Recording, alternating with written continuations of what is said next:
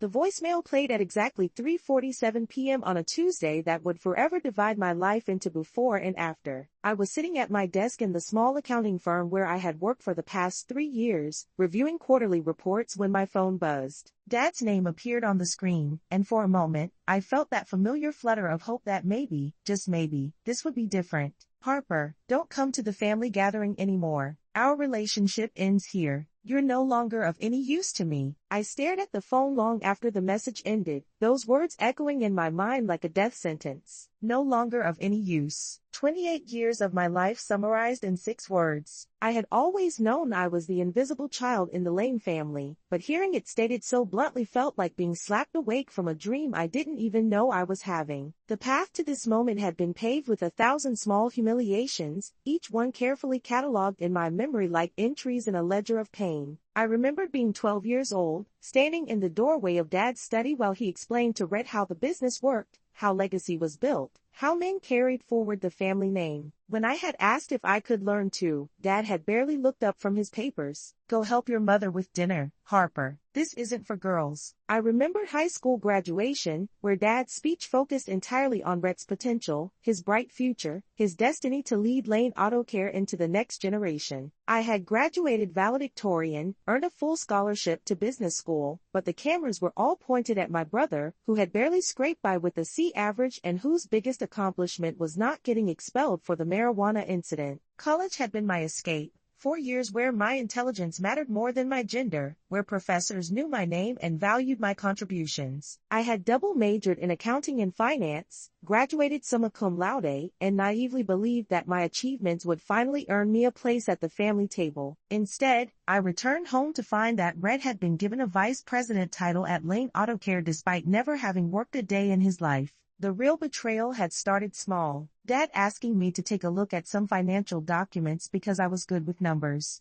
Then asking me to help secure a small business loan because the bank wanted additional guarantees. Just temporary, he had assured me, just until Rhett gets his feet under him. 3 years later, I was essentially running the financial operations of Lane Auto Care from my tiny apartment, working my regular job during the day and managing their books at night. My name was on loan documents totaling over $2 million, my credit score was the only thing keeping their business afloat, and my expertise was the reason they had survived the economic downturn that had killed half their competitors. But I was still just Harper. Still invisible, still not invited to board meetings or strategic planning sessions, still watching from the sidelines as Rhett made increasingly reckless decisions that I would inevitably have to clean up. The Vegas incident should have been my wake-up call. Rhett had disappeared for a week, claiming he was attending a business conference in Las Vegas. When the credit card bills arrived, I discovered he had charged $37,000 to company accounts for everything from private gambling rooms to escort services. Dad had shrugged it off as boys being boys and asked me to massage the numbers to make it look like legitimate business expenses. I had done it.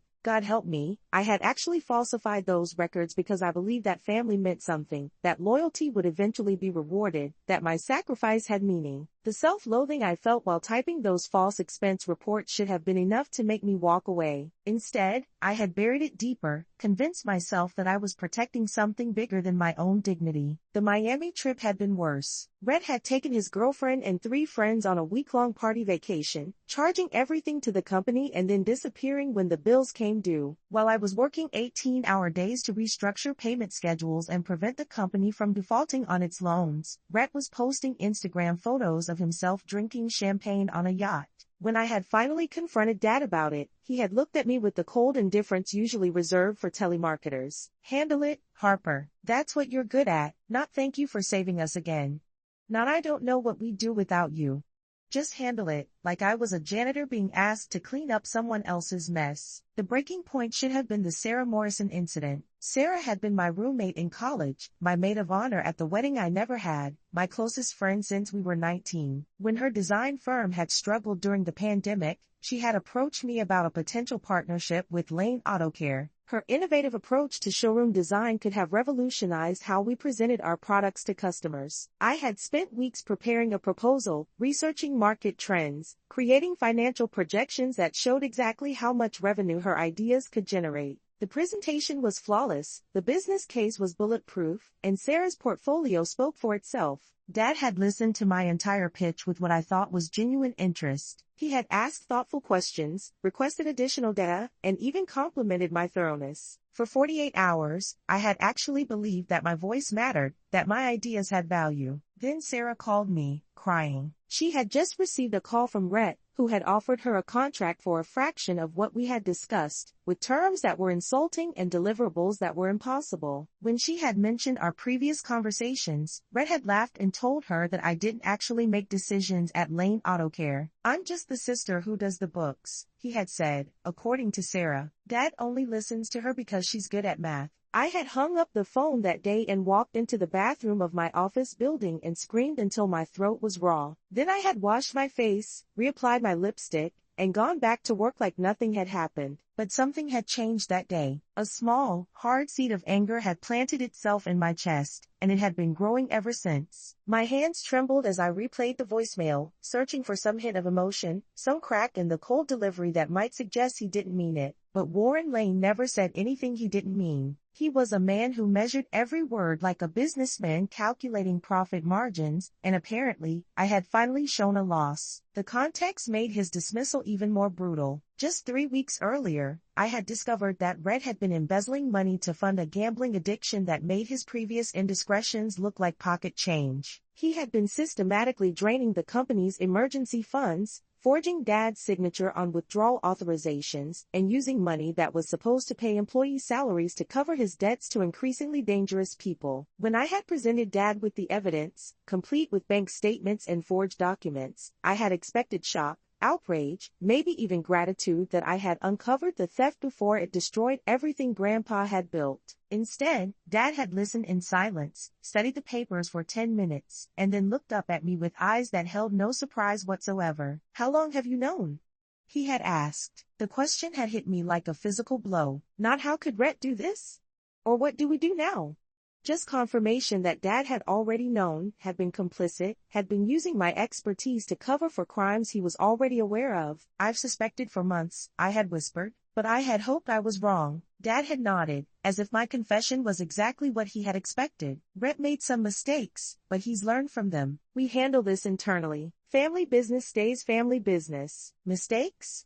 The word had come out as a croak. "Dad, he's stolen over $400,000. This isn't a mistake, it's felony embezzlement." "It's an education," Dad had corrected. "And now that he's learned his lesson, we move forward. You'll restructure the payment schedules to cover the shortfall, and we'll implement better oversight procedures." I had stared at him, waiting for the punchline, the moment when he would acknowledge the insanity of what he was suggesting. But Warren Lane didn't make jokes, especially not about money. "You want me to cover up a crime," I had said slowly. "I want you to protect your family," he had replied. "Like you always have." The dismissal in his voice, the assumption that I would simply comply like I always had made something inside me snap. For the first time in my life, I had said no to Warren Lane. "I can't do this anymore, Dad. I won't be an accessory to fraud." His face had changed then, shifting from paternal authority to something much colder. "You won't be anything, Harper, if you force my hand. Everything you have, everything you are, exists because I allow it. Your job, your apartment, your credit, your reputation, all of it depends on me. Don't forget that." The threat had been delivered with the casual efficiency of someone ordering coffee, but it had hit me like a sledgehammer. In that moment, I had realized that I wasn't his daughter in any meaningful sense. I was an asset, a resource to be managed and leveraged, and the moment I stopped being useful, I would be discarded. I had left his office that day without another word, but my silence hadn't been submission. It had been strategic planning. The irony wasn't lost on me. For years, I had been the one keeping Lane Auto Care's books balanced, the one who had co-signed loan after loan when the banks demanded additional guarantees. My credit score, my reputation, my financial security had all been offered up on the altar of family loyalty. And now, when my usefulness had run dry, I was being discarded like an outdated financial statement. But Dad had made one crucial miscalculation. He had assumed that my compliance over the years was due to weakness rather than choice, that my sacrifices were born from dependence rather than devotion. He had never bothered to look closely at the woman his good-with-numbers daughter had become. During my years of managing their finances, I had learned more about the inner workings of Lane Auto Care than anyone realized. I knew which vendors were consistently late on payments, which customers were credit risks, which employees were padding their expense reports. I knew about the shell companies Red had created, the offshore accounts that weren't reported to the IRS, the systematic misrepresentation of assets that had been going on for years. More importantly, I had been building my own financial foundation while everyone assumed I was too devoted to family to think about personal gain. The consulting fee Dad paid me for managing their books was generous, but it was only a fraction of my actual income. I had been investing quietly for years, building a portfolio that would have impressed the financial advisors Dad used. While Red was blowing money on cars and casino trips, I had been buying real estate. While Dad was expanding the business with borrowed money, I had been accumulating liquid assets. While they saw me as the family bookkeeper, I had become something much more dangerous, a woman with resources, knowledge, and nothing left to lose. I sat in my office until the cleaning crew arrived at 9, staring at the computer screen without seeing it. But somewhere between the 7th and 8th hour of motionless contemplation, something shifted inside me. The hurt began to crystallize into something harder, sharper, something that felt dangerously like clarity. The plan that formed in my mind wasn't born from revenge, though revenge would certainly be a byproduct. It was born from justice, from the recognition that sometimes the only way to stop a pattern of abuse is to break the system that enables it. That night, I didn't go home to my apartment. Instead, I drove to the office building that housed Lane Auto Care's headquarters. Using the admin access I had created months earlier during one of my late-night bookkeeping sessions, I logged into the company's internal systems. What I found there made my blood run cold and my resolve burn brighter. The shadow ledger, as I came to call it, was a masterpiece of financial deception that went far beyond anything I had previously discovered.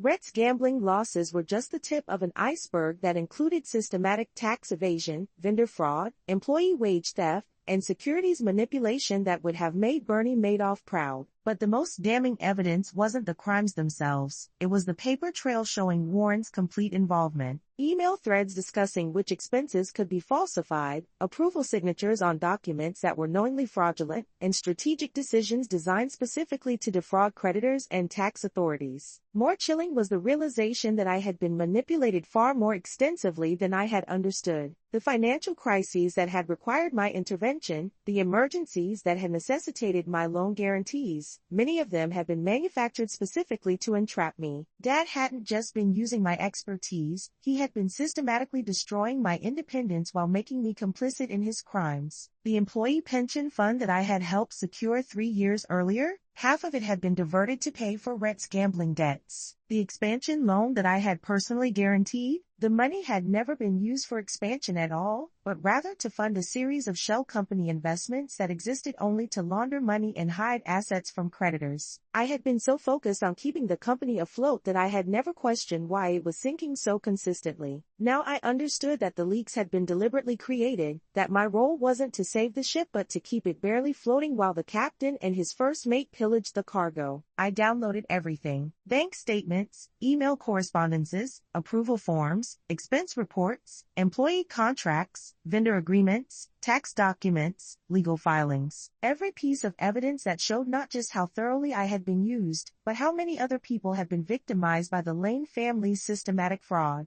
The elderly employee who had been forced into early retirement because his pension contributions had been stolen. The small vendors who had been driven to bankruptcy by deliberately delayed payments. The customers who had been charged for services never provided. The investors who had been given falsified financial statements. As the files transferred to my secure drive, I felt something I hadn't experienced in years: power. Not the empty power of being needed, but the real power that comes from having options. At 2:30 a.m., I sent a brief email to Danielle Keller, my law school friend who had built a reputation as one of the city's most ruthless corporate attorneys. It's time. Execute the plan. We had discussed this contingency months ago, during one of our monthly dinners when I had confided my growing suspicions about the family business. Danielle, ever the strategist, had helped me prepare for this moment. But even Danielle didn't know the full extent of what I had discovered tonight. The plan we had discussed was designed around the evidence I had been gathering slowly, carefully, over the course of months. What I had found tonight was enough to bring down not just Lane Auto Care, but potentially expose a network of corruption that reached into other businesses, political connections, and financial institutions. The scope of what I now possessed was both thrilling and terrifying. I held in my hands the power to destroy lives, to send people to prison, to unravel decades of carefully constructed lies. The responsibility was overwhelming, but so was the sense of vindication. For 28 years, I had been told that my value lay in my usefulness to others. Tonight, I had discovered that I possessed something infinitely more valuable, the truth. Then I did something that would have been unthinkable just hours earlier. I composed a response to my father's voicemail. One word, understood. I hit send and felt the last chains of filial obligation snap. But even as I felt the satisfaction of that small act of defiance, a part of me recognized that I was crossing a line from which there would be no return. The evidence I had gathered wasn't just damaging, it was radioactive. Using it would destroy everything the Lane family had built, including the legitimate parts of the business that employed dozens of people who had nothing to do with the fraud. The weight of that responsibility settled on my shoulders as I drove home through the empty streets. By the time I reached my apartment, doubt had begun to creep in around the edges of my resolve. Was I seeking justice, or was I simply a scorned daughter lashing out at the family that had rejected me? Would destroying Lane Auto Care serve any purpose beyond satisfying my own need for revenge? I spent the rest of the night staring at the ceiling, wrestling with questions that had no clear answers. By morning, however, my resolve had crystallized around a simple truth. The fraud would continue if I did nothing. More people would be hurt, more money would be stolen, more lives would be destroyed by the Lane family's systematic criminality. The choice wasn't between justice and revenge, it was between action and complicity. I had been complicit for too long. The next morning, hell arrived with the efficiency of a well-orchestrated business plan. By 8 a.m., Keith Miller, the credit director at First National Bank,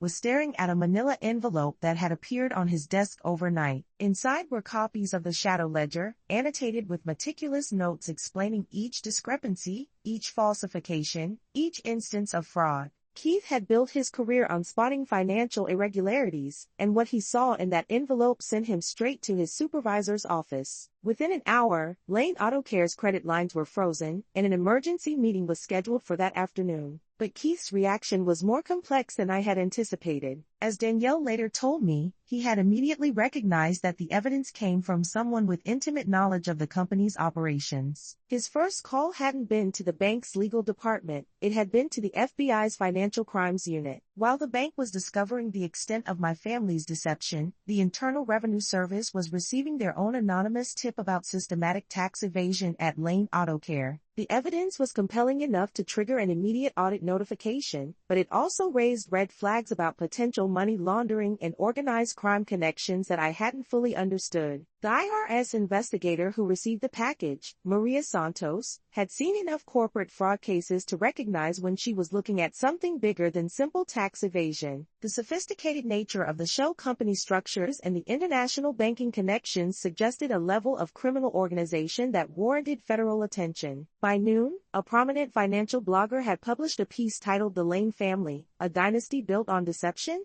The article, fed information through Danielle's carefully cultivated media contacts, raised serious questions about the company's financial practices and sent their stock price into free fall. But the media attention brought unexpected complications. Within hours of the article's publication, I started receiving calls from investigative journalists who had been tracking similar patterns of fraud in other family-owned businesses. The Lane Auto Care case, it seemed, was part of a larger story about systematic corruption in the automotive industry. Warren and Brett spent the morning in crisis mode, frantically calling banks, lawyers, and business contacts, trying to understand how their world had collapsed overnight. But their panic was complicated by genuine confusion. They had no idea how extensive their criminal exposure really was, or how much evidence existed to document their activities. I learned later that Warren's first call had been to his lawyer, then to his accountant, then to a series of increasingly expensive crisis management consultants. But his final call had been the most revealing. He had contacted someone he called Jimmy and discussed cleaning house and making sure certain people stay quiet. That phone call, which I wouldn't learn about until much later, would prove to be Warren's biggest mistake.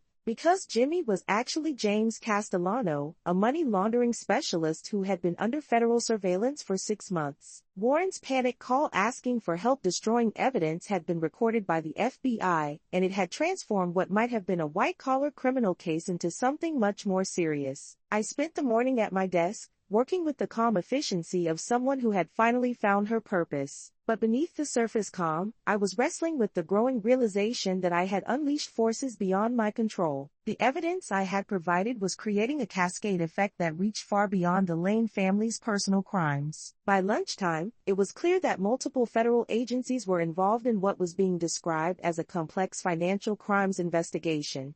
The scope of the inquiry was expanding rapidly, pulling in vendors, customers, employees, and business partners who had no idea they were connected to criminal activity. The human cost of what I had set in motion was becoming apparent, and it weighed heavily on my conscience. Employees who had worked loyally for Lane Auto Care for decades were suddenly facing unemployment and possible legal scrutiny. Small vendors who had depended on the company's business were looking at financial ruin. Customers who had trusted the Lane name were discovering that their warranties might be worthless. But it was too late for second thoughts. The machinery of justice, once set in motion, would grind forward regardless of my personal feelings about collateral damage. At 2 p.m., Red arrived at my apartment building. Gone was his usual swagger, replaced by the desperate energy of a cornered animal. I watched from my window as he paced the lobby, shouting at the doorman, demanding to be let up. When he finally made it to my floor, his fist against my door sounded like gunshots. "What the hell have you done, you psycho? You're destroying everything." I opened the door slowly, taking in his disheveled appearance, the panic in his eyes, the way his hands shook with rage and what I now recognized as withdrawal. "I'm not destroying anything, Rhett. I'm simply done building on a foundation that was rotten from the start.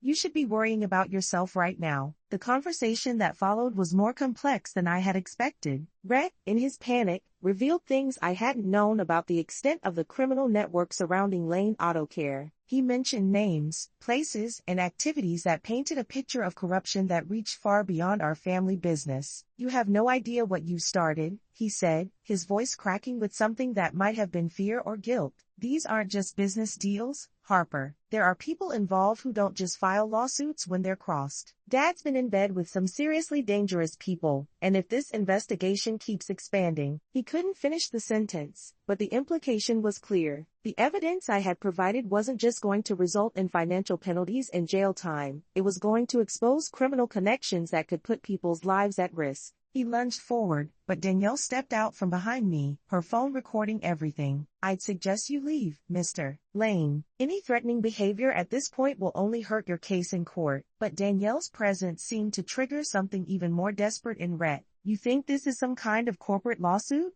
He screamed at her. "You have no idea what you're dealing with. There are people who've invested millions in keeping certain information quiet, and if Harper's little revenge fantasy brings the wrong kind of attention." Rhett's face contorted with fury, but he was smart enough to recognize a losing battle. He retreated with a string of curses that would have made our grandmother wash his mouth out with soap, but his final words chilled me. "This isn't over, Harper. You've just signed death warrants for people you care about." The threat might have been empty bluster, but it forced me to confront a reality I had been avoiding. The criminal network I was exposing included people who solved problems with violence rather than lawyers. If the investigation uncovered certain aspects of the money laundering operation, people could die. The phone call from my mother came an hour later. Lynette Lane had perfected the art of weaponized tears over the years, and she deployed them with surgical precision. "Harper, sweetheart, please stop this madness. Your father is going to have a heart attack. Our family is falling apart." Her voice cracked on the word family, and for a moment, I felt the old familiar tug of guilt. But then I remembered all the times she had chosen comfortable silence over difficult truths, all the moments when she could have stood up for me and chose not to. The conversation with my mother revealed depths of complicity I hadn't suspected. She hadn't been an innocent bystander to the family's criminal activities. She had been an active participant.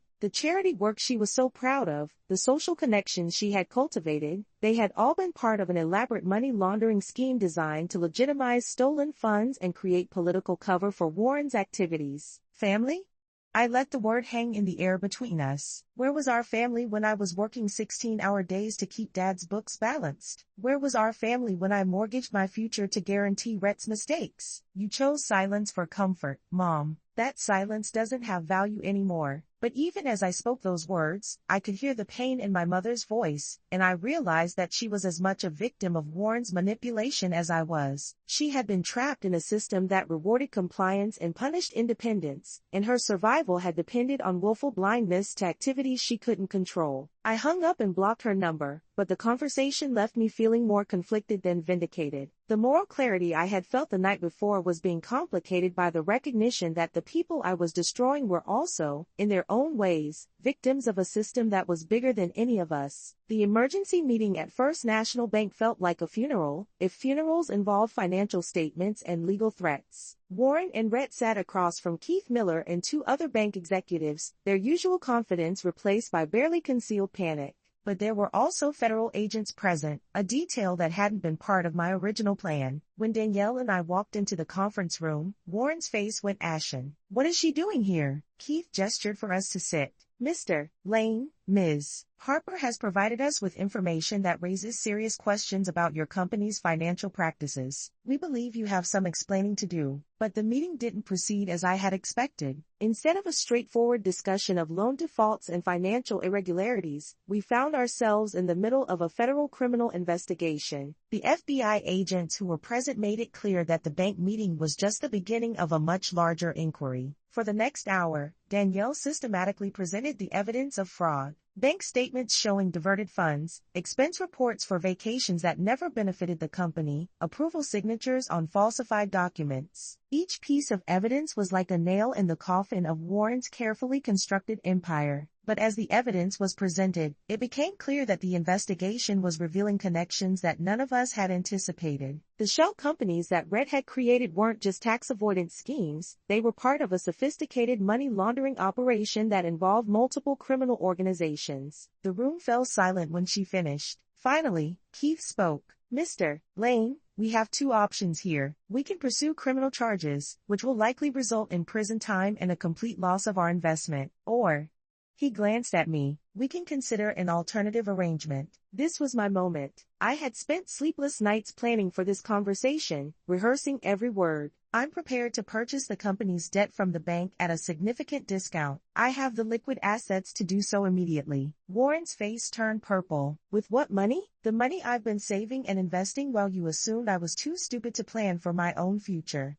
I placed a folder on the table containing my financial statements, investment portfolios, and bank records. I've been preparing for this possibility for 2 years, but the federal agents who were present had their own agenda. Agent Patricia Reynolds, who seemed to be leading the investigation, leaned forward with interest. "Ms. Lane, your proposal is interesting, but we need to understand your role in the company's operations. Some of the documents we've seen suggest you were involved in the financial management that facilitated these crimes." The question hit me like a physical blow. In my focus on exposing Warren and Rhett's crimes, I hadn't fully considered how my own involvement in the company's financial operations might be perceived by law enforcement. The loan guarantees I had provided, the financial reports I had helped prepare, the expense authorizations I had processed, all of it could be seen as evidence of complicity rather than victimization. "I was manipulated," I said carefully. "I trusted my family's representations about the company's financial needs." Agent Reynolds nodded, but her expression remained skeptical. "We'll need to conduct a thorough review of your personal finances and your role in the company's operations. Until that review is complete, we can't approve any major financial transactions involving the company's assets." The mathematics that had seemed so elegant in my mind, becoming the primary creditor and effectively owning Warren and Rhett, suddenly became much more complicated. The federal investigation meant that any attempt to acquire the company's debt could be seen as an attempt to obstruct justice or tamper with evidence. Keith and his colleagues huddled for 10 minutes before agreeing to my proposal in principle, but with the caveat that any final agreement would depend on the outcome of the federal investigation. The bank wanted their money back without the publicity of a criminal trial, and my offer represented the best chance of recovery, but they couldn't act without federal approval. Warren looked like he had aged a decade in the span of an hour. You can't do this. I built this company. It's my legacy. Your legacy, I said calmly, is fraud and nepotism. But you're right about one thing. You can't give me something that's already mine. But even as I spoke those words with confidence, I was beginning to understand that the victory I had envisioned might be impossible. The federal investigation meant that Lane Auto Care would likely be seized as evidence, its assets frozen, its operations suspended.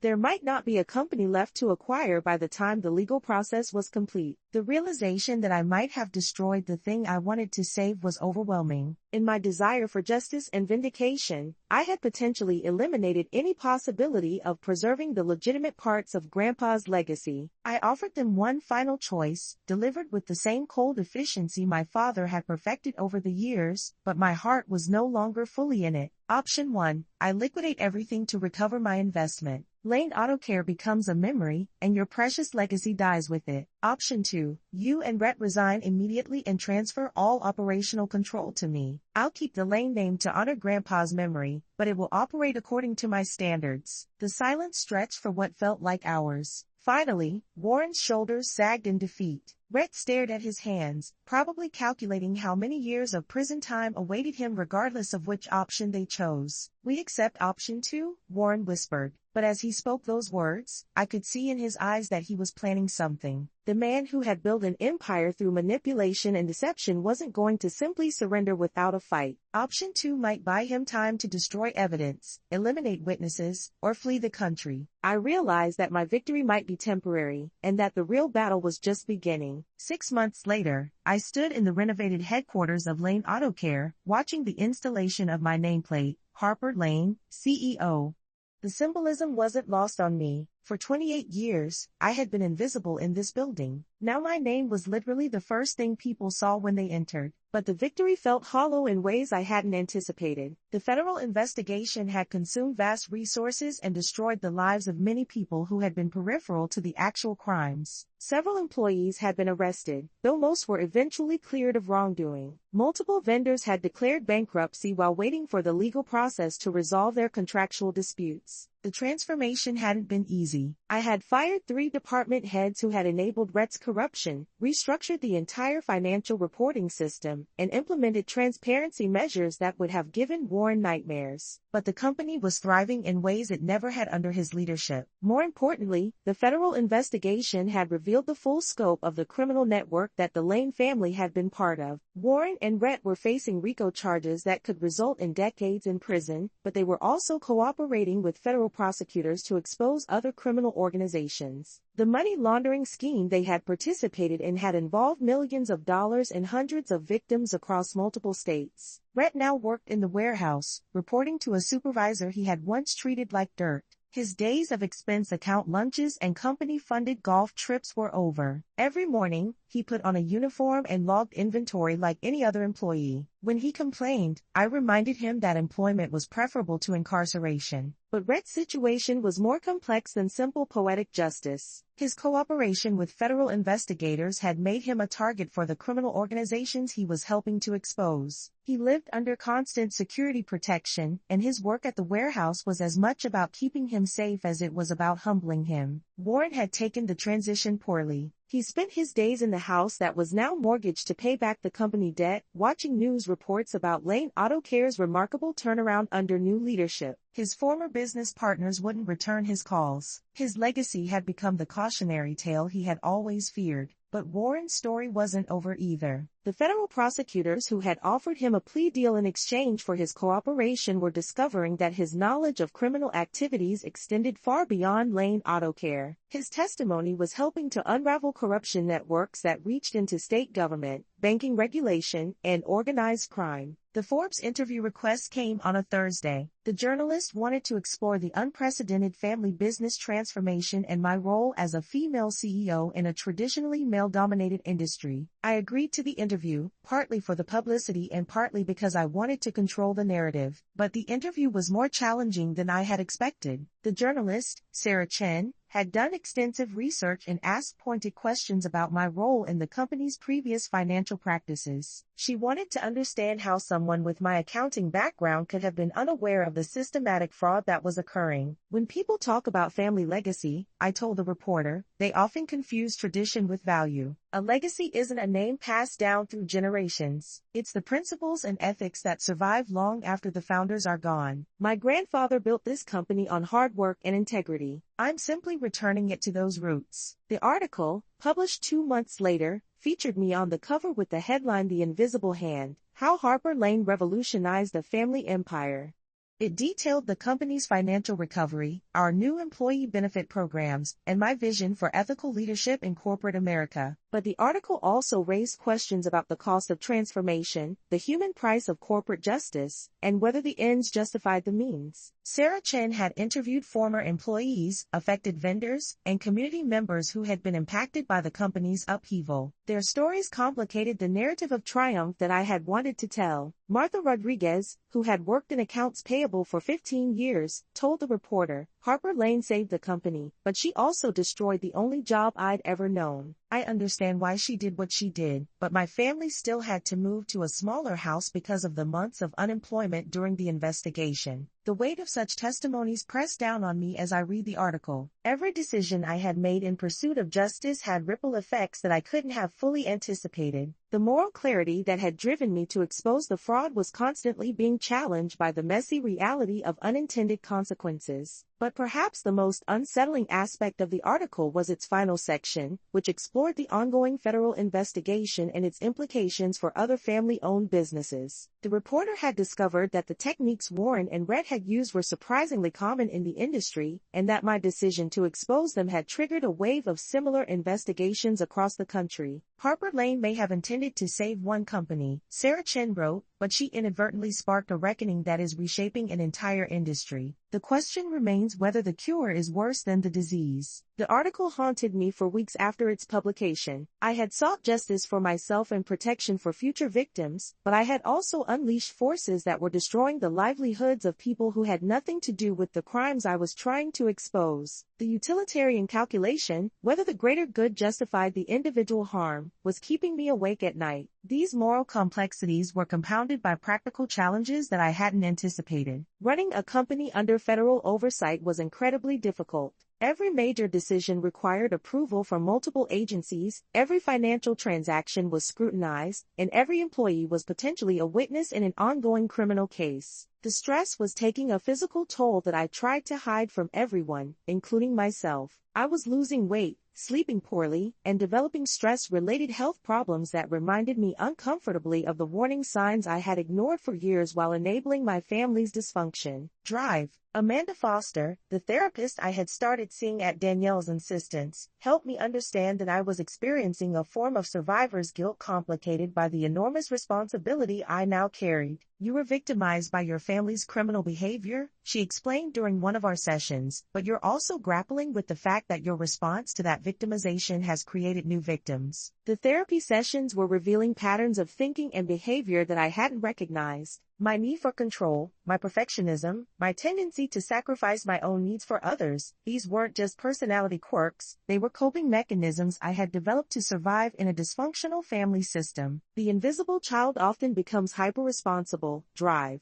Foster observed. You learned that your value depended on your usefulness, so you became indispensable. But now you're discovering that indispensability is another form of prison. Her words resonated deeply, but they also raised uncomfortable questions about my motivations. Had I exposed the fraud because it was the right thing to do, or because it was the only way I could finally matter to my family? Was I seeking justice, or was I seeking the attention and validation that had been denied to me for 28 years? The most satisfying moment came not from the media attention or the financial success. It came 3 weeks after the Forbes article, when I received a text message from Rhett, monthly inventory report completed. I looked at the message for a long time, remembering the brother who had once dismissed me as just Harper and treated me like his personal ATM. Now he was asking for my approval, following my systems, living according to my rules. The power dynamic had shifted so completely that even he had accepted the new reality. But even that moment of triumph was complicated by the knowledge that Rhett's submission wasn't just about recognizing my authority, it was about survival. His cooperation with the federal investigation had made him valuable to prosecutors but dangerous to the criminal organizations he was helping to expose. The weekly security briefings I received about threats against company personnel always included updates about Rhett's safety. The brother who had tormented me for years was now dependent on me for protection as well as employment. The role reversal was complete, but it brought more responsibility than satisfaction. I typed back, "Good, continue." But as I sent that message, I wondered whether I was becoming the kind of person I had always hated, someone who derived power from others' dependence, who confused control with security, who measured worth in terms of dominance rather than contribution. That evening, I walked through the factory floor of our newest facility. The modernized equipment hummed with efficiency, operated by workers who received fair wages and comprehensive benefits. The company my grandfather had built with his hands was thriving again, but now it operated with the values he had actually believed in, not the corrupted version Warren had created. The transformation was real and meaningful. Employee satisfaction surveys showed dramatic improvements in workplace culture. Customer reviews highlighted the improved quality and reliability of our products. Financial performance was better than it had been in decades, despite the upheaval of the investigation, but success brought its own challenges. As Lane Auto Care grew and prospered, it attracted attention from competitors, regulators, and potential acquirers who saw opportunity in our transformation. Every day brought new pressures, new decisions, new opportunities to make mistakes that could undo everything I had built.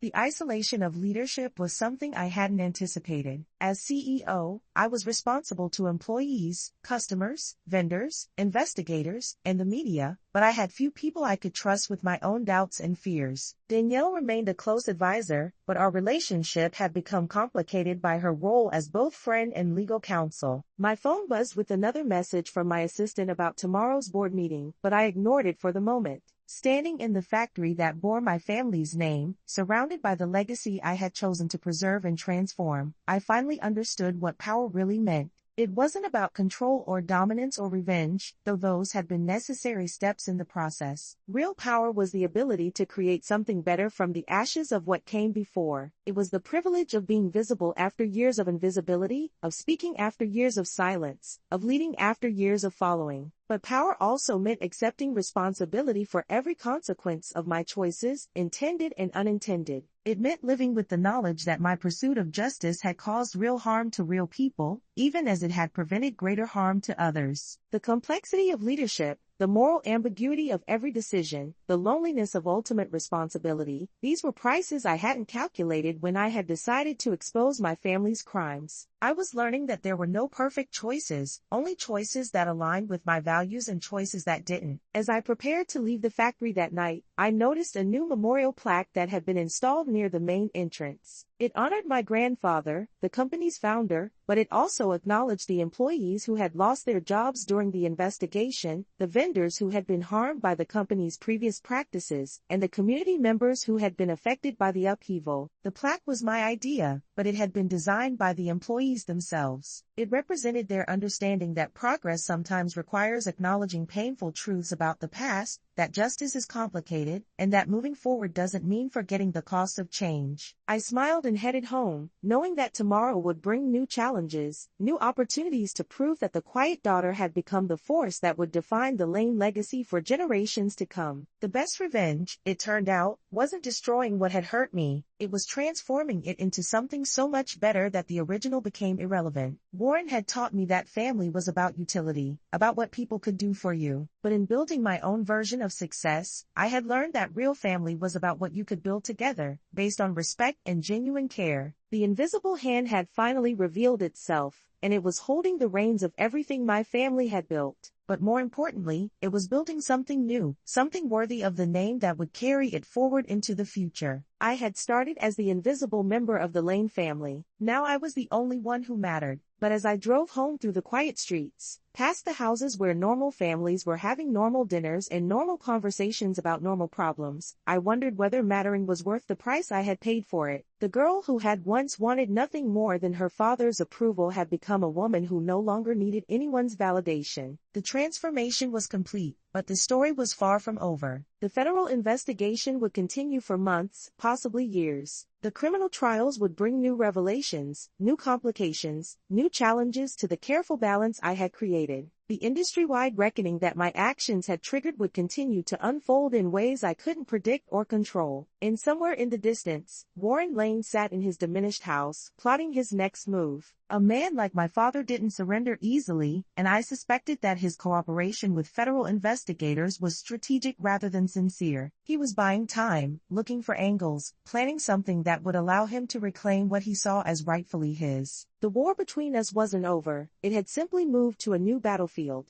But this time, I would be fighting from a position of strength rather than vulnerability, with allies rather than in isolation, with resources rather than just hope. The invisible hand was visible now, and it was ready for whatever came next.